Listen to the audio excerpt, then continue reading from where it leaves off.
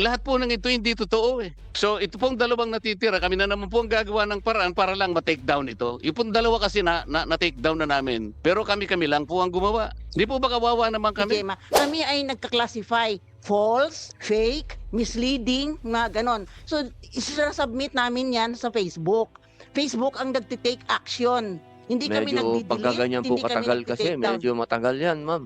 Yung dalawa po ay hindi ko na pwedeng pasalamatan ng Vera Files kasi kami po na-take down na namin nang hindi sila nakatulong. Ayoko na pong ulit-ulitin ito. Itong pangatlo, kaya sabi ko po sa inyo ma'am, partially, nagpapasalamat kami dahil dinimote ninyo kahit papano. Pero ang gusto namin talaga, mawala na. Tama po, yun po yung gusto namin. Wala nang pong debate ron. I-explain ko lang. Nakikipag-debate ka pa sa akin ma'am, pinapasalamatan na nga kita kahit partially. Hindi ako O kaya nga, pakinggan Ma'am mo muna Ellen. ako. Makinig ka muna. SB, opo. Pero i-explain ko sa iyo. Hindi pa nga ako tapos eh. Po, Vera Files? Magandang umaga po. Alam mo, maganda itong hearing kasi at least marami tayong mapaliwanag kung maraming points na ni-raise si Senator Marcoleta. So, isa-isahin natin. Isa kasi yung papel ng ano ba yung fact-checking in the first place, di ba? Ang fact-checking kasi ay isa yan sa pagsusuri kung tama o mali yung isang post na lumalabas sa social media, di ba? So, ang trabaho ng dalawa ang official fact checker ng Facebook dito sa Pilipinas, yung Vera Files at saka yung Rappler. Pero ang trabaho ng fact checking ay lahat na gumagamit ng social media may dapat magiging fact checker, di ba? Hindi ka yung ano yan bawat isa can be a fact checker and should be a fact checker pag gumagamit ka ng social media. So, ang ginagawa sa ano kasi sa fact checking arrangement tama yung sinasabi ni Senator Marcoleta na ang fact checking arrangement namin sa Meta, di ba? Kina-classify namin pag may na dito. Araw-araw kasi sinascore namin tinitingnan namin lahat ng mga post sa social media, tsaka alamin namin kung alin doon ang pwede namin ma-fact check. Dami-dami talaga, hindi naman pwede namin kaya lahat, kaya kailangan talaga bawat isa sa atin magtulungan at magpa-fact check, ganon. So paano namin kina-classify yung priority, di ba? Yung priority na kung anong unahin namin, ganon. Na isa dapat statement of fact, di ba? Hindi pwede kami mag-fact check ng opinion o kaya yung fiction, di ba? So dapat statement of fact ang aming ipa-fact check. Number 2, dapat relevant, di ba? Yung may kabubuluhan sa bayan, yung away ni Ellen Adarna at saka ni Derek Ramsey, no? Kung sino nagsasabi ng totoo, hindi naman pakialaman yan, di ba? So ang pipiliin namin ay ipa-fact check yung may para sa amin yung relevant sa bayan, ganon. Madam, Senator Marcoleta, opo. let's concentrate, Mr. Chair, on the 4 instances I have cited. Number 1, ito pong ginawa nila tungkol kay Orly Gutesa. Orly Gutesa is a witness in the Blue Ribbon Committee. He was the lone witness who connected the dots between Saldico and Martin Romualdez. Ngayon gumawa sila ng fake news. Orly Gutesa break silence. Pinilit lang ako ni Defensor at Marcoleta. So, ang ibig sabihin nito, gusto nilang palabasin na yung sworn statement na ginawa ni Gutesa before the Blue Ribbon Committee is a fake one. So, hindi ba importante sa inyo na i-fact-check nyo ito o hindi? No, you have to answer me. Hindi importante ito. Advice ko lang po, refer nyo po lagi sa chairman. Opo, para po hindi po tayo masyadong uminit, baka umapoy. Gawa ni Senator Marcoleta, yung maganda yun. Yun talaga dapat gagawin ng bawat tao. Kaya dapat mas marami pa ang katulad ni Senator Marcoleta na siya na mismo ang nagpa-fact check. Trabaho kasi yan dapat talaga ng bawat gumagamit ng social media. Hindi ko na kailangan, Mr. Chair, hindi ko na kailangan i-fact check ito. Alam kong mali ito eh. So tama, sorry. At tinatanong ko po kayo eh. So tama po yung So ginawa kami niyo. pa po ang gumawa ng Comment. paraan. Imbes na kami mag-rely sa inyo at para lang mapabilis sa Meta na i-take down ito. Okay, hindi po namin kino-question kung ano po yung trabaho ng fact checker. Pero sinasabi ko po itong 4 na instances na kinukwento ko sa umagang ito pare-parehong peke. Itong pangalawa naman, sinabi ko raw na Noche Buena, walang kwenta. Wala po ako sinasabing ganun. Ni Noche, wala po ako sinabi. Ni Buena, wala akong sinabi. Bakit po sila nagkalat ng ganito? Hindi po importante sa inyo to. Pangatlo po, ayan po, binaabutan po ako di umano ni dating Pangulong Duterte ng Red Horse. Alam naman po ninyong peke ito eh. Hindi rin po nyo pinakcheck ito. Kami na naman po ang gagawa ng paraan ito. Pangapat po, ito nga. Nabigla raw po ako, natanggal na pala ako sa Senado, hindi ko pa alam. Madam Fact Checker, lahat po ng ito hindi totoo eh. So ito pong dalawang natitira, kami na naman po ang gagawa ng paraan para lang ma-take down ito. Yung pong dalawa kasi na-take down na namin, pero kami lang po ang gumawa. Hindi po ba kawawa naman kami? Sige po, Miss Ellen. Opo. Yung ginawa nyo. So, Hindi ko po sinasabi sa inyo, Mr. Chair, kung tama ang ginawa ko o hindi. Kinukwento ko po sapagkat kailangan po namin gawin para hindi ma-mislead ang tao. Kaya lang nagpapatulong po kami sa inyo na sana kahit wala kaming gawin, merong mga opisina gagawa ng mga ganito para sa ating lahat. Para sa kapakanan ng buong mamamayang Pilipinas. Ito po yung problema eh. Miss Gemma Mendoza. Opo. Hello. Mr. Chair, thank you for acknowledging us. First of all, salamat po sa mabuting senator tungkol na pinakita niya yung mga examples na yon ng potential na ng fake news tungkol sa kanya, ng disinformation tungkol sa kanya. Siguro po i-explain lang po natin yung proseso. Tulad po ng sinabi ng colleague ko from Vera Files, napakadami po talaga nung volume nung mga nakikita, yung mga kinakalat sa social media. Hindi po namin yung lahat nakikita. And ang isang paraan para tinitingnan namin paano mas marami kaming makita ay humihingi kami ng contributions mula sa publiko. So, pag may in-email po sa amin either through desk@rappler.com or through factcheck@rappler.com, yun po ay tinitingnan ng aming mga fact checker. Ngayon, may sinabi po kanina ang butihing senador na bakit labeling lang ang nagagawa namin. Ito po ay dahil hindi po talaga wala po kaming powers to take down. Ang nagti-take down po ay ang Meta, yung may-ari ng platform. Hindi po yung fact checkers. The only thing that we can do is to rate the content, yung link po doon sa sa social media platform na pag-aari lang ng Meta. Wala po kaming kinalaman sa mga ibang platforms din. Mr. Chair, pwede makasingit? Senator Raffy. Opo. Yeah, first of all, I would blame Rappler and Vera Files doon sa whether or not they're doing fact-checking kasi hindi naman nila responsibility yun eh. Ang responsibility talaga dapat, sabi kanina, motor proprio, dapat isang ahensya ng ating pamahalaan na magtingin doon sa mga lumalabas sa social media na whether ito ay totoo hindi, at kapag hindi, then agad-agad kumilos, nandiyan naman yung PNP para maka-take down. And I would suggest lastly, Mr. Chair, siguro total meron tayong national ID system na lahat ng mga magkaroon ng accounts sa social media, whether Facebook, TikTok,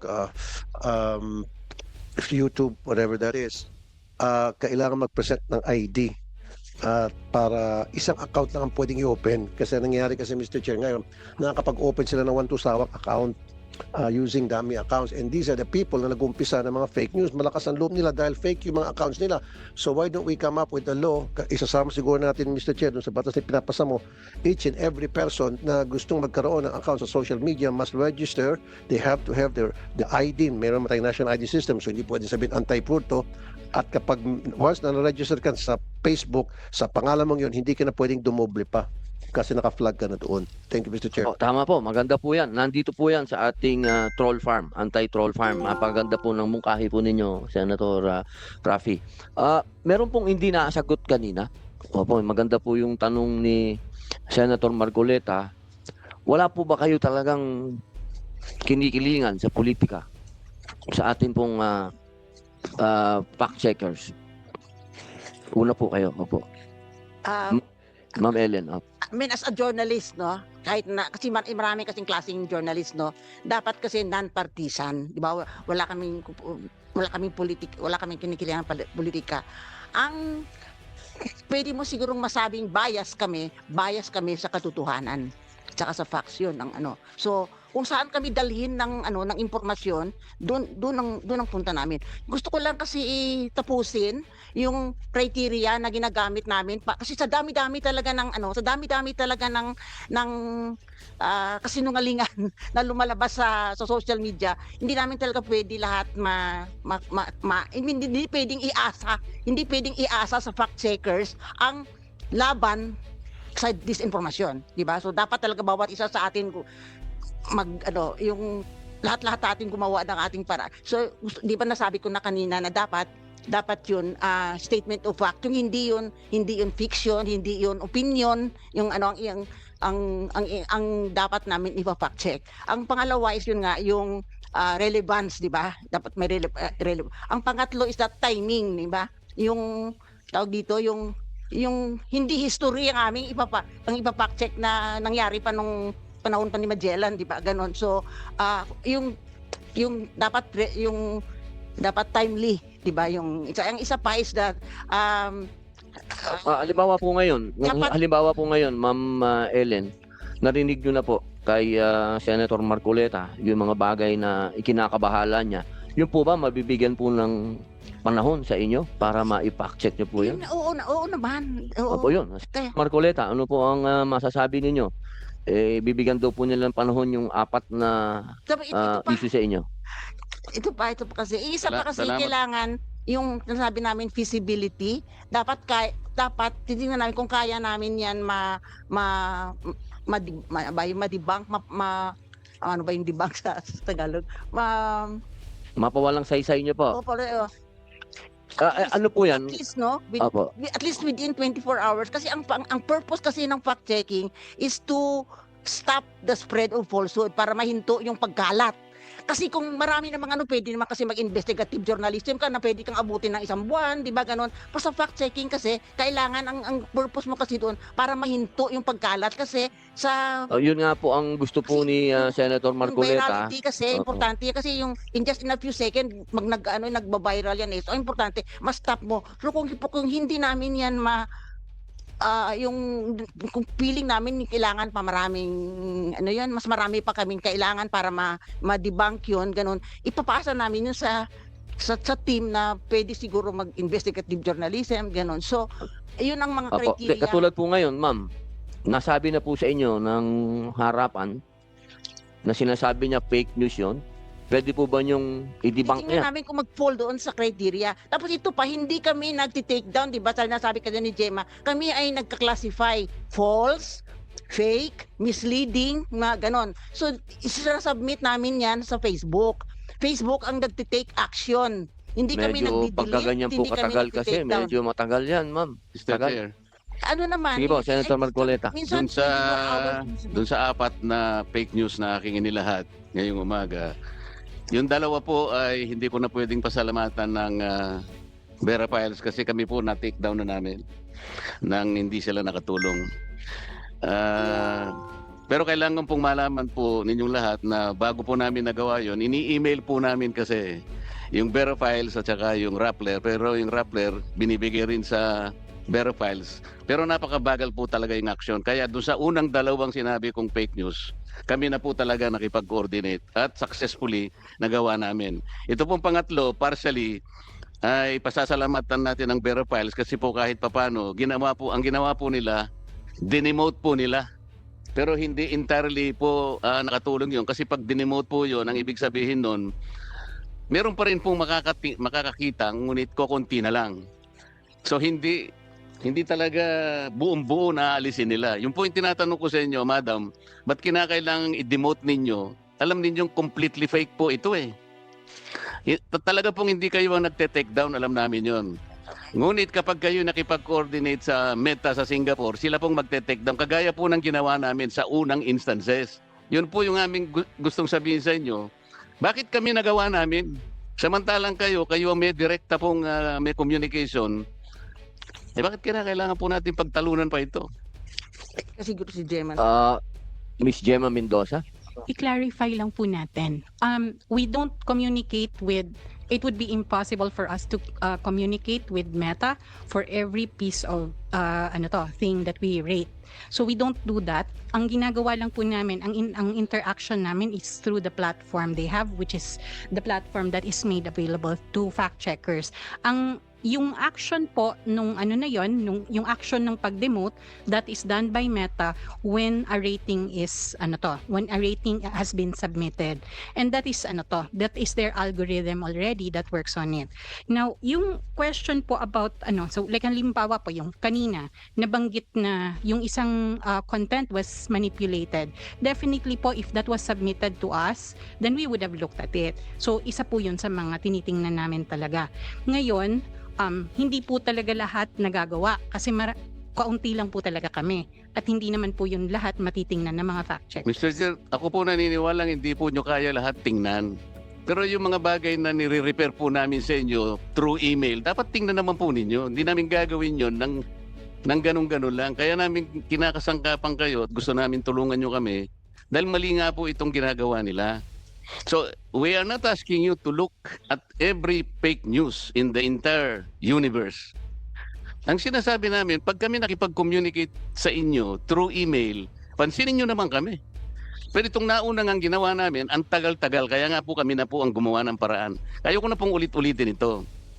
Itong pangatlo, kaya sabi ko po sa inyo, ma'am, partially, nagpapasalamat kami dahil dinemote ninyo kahit papano. Pero ang gusto namin talaga, mawala na. Tama po, yun po yung gusto namin. Wala nang pong debate ron. I-explain ko. Nakikipag-debate ka pa sa akin, ma'am. Pinapasalamatan na nga kita kahit partially. Hindi ako O kaya nga, pakinggan Ma'am mo Ele. ako. Makinig ka muna. SB, opo. Pero i-explain ko sa iyo. Hindi pa nga ako tapos eh. Sandali lang po, Senator, sandali lang po, may sinasabi po si SP. Sige, baka konektado naman kasi sa sinasabi ni Senator Marcoleta to. So if you don't mind, Mr. Chairman at Senator Dante does not mind, yun yung negative side na pinag-uusapan natin sa mga fact-checking ninyo. Dapat pina-fact check nyo rin naman yung positive. Hindi po ba? Like for example, may isang senador nagyayabang 300 daw ang binasa niyang batas. Hindi naman totoo. Hindi nyo sina-fact check yun. Yung mga ganon. I'm just giving an example. Di ba dapat i-fact check nyo rin yung hindi totoo? Yung bola. Di ba? Hindi pwedeng yung puro negative lang ang sinecheck. Check nyo rin yung bola. For example, ito si ganito raw, naku, nanalo siya ng award, ganito, gold medal sa ganito. Hindi naman. Di ba? Dapat meron ding fact-checking yun. Anyway, nabanggit ko yun. Yun yung negative side. Yun yung positive naman. Na mali. Na fake news pero nasa positive. May binibuild up na tao o binibuild up na sarili niya. Di ba? Anong pinakasagot na nakikita ko po dito? At ito'y talagang dapat once and for all, diinan na. Para tingin ko madaling masolve may fake news na lahat. One account, one person. Yun ang solusyon eh. One account, one person dapat. So sino ang dapat dito? Facebook, Meta, Instagram, TikTok, lahat dapat. Pag hindi naka-register, isang tao lang dapat naka-register. Account mo lang yun. Ikaw yun. Tignan mo, pagka yung mga nagmalabas ng mga fake news na yan, kung isang account lang sila at tunay silang tao, at hindi meron silang another account na ganito, itong mga account nilang paninira. Pag hindi ganoon, hindi magiging ganun katapang manira ng kapwa eh.